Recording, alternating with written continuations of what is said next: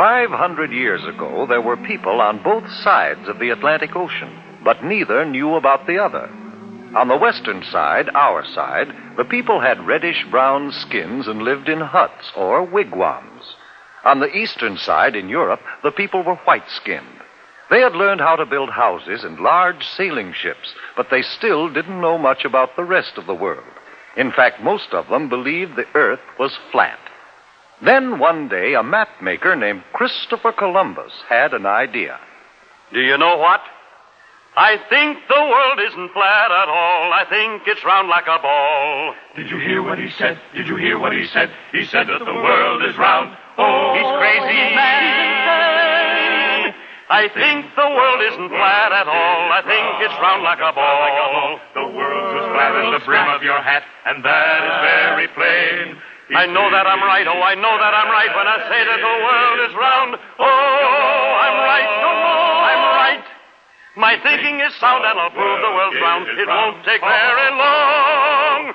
But it did take long, 7 long years, before Columbus could convince a king or a queen to let him try out his idea. Then Queen Isabella of Spain agreed to supply the ships and men for his trip. I will discover a shortcut to India and bring back some of the great wealth I find there. And I can do it, for I know the world is round. And instead of going east to India, I shall sail west and reach India around the other way. It will be a shorter and cheaper way, for I'll do it all by sea. Queen Isabella provided Columbus with 3 ships, the Nina, the Pinta, and the Santa Maria. And on August 3rd, 1492, they set sail across the unknown Atlantic.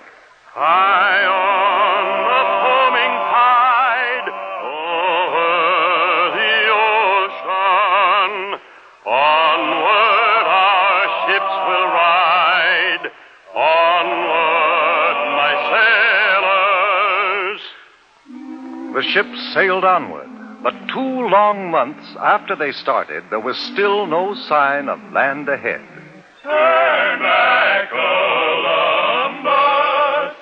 Turn back, Columbus! We'll not turn back until we find India. Onward, men! By October 10th, the sailors and the crew were ready to take matters into their own hands. If Columbus won't do as we ask, we'll put him in chains. And we'll turn the ships around ourselves. Wait! Have you heard?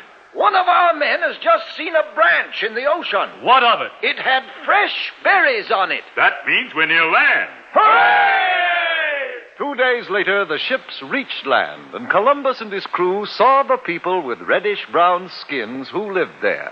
Oh, I think it is rather surprising that they should have reddish-brown skins. But now since we have landed in India, then these people must be Indians. We'll call this part of India San Salvador, and I take possession of it in the name of the King and Queen of Spain.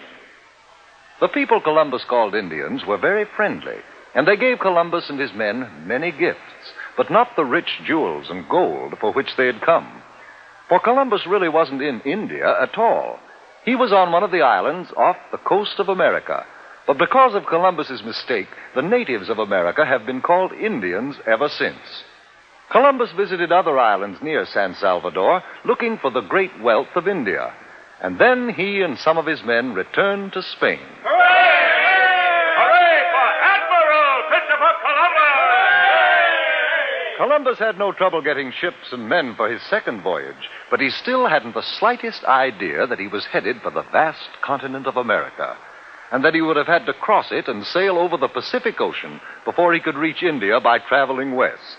The men of Europe were no longer afraid of the ocean. Columbus made 2 more voyages, and other explorers followed.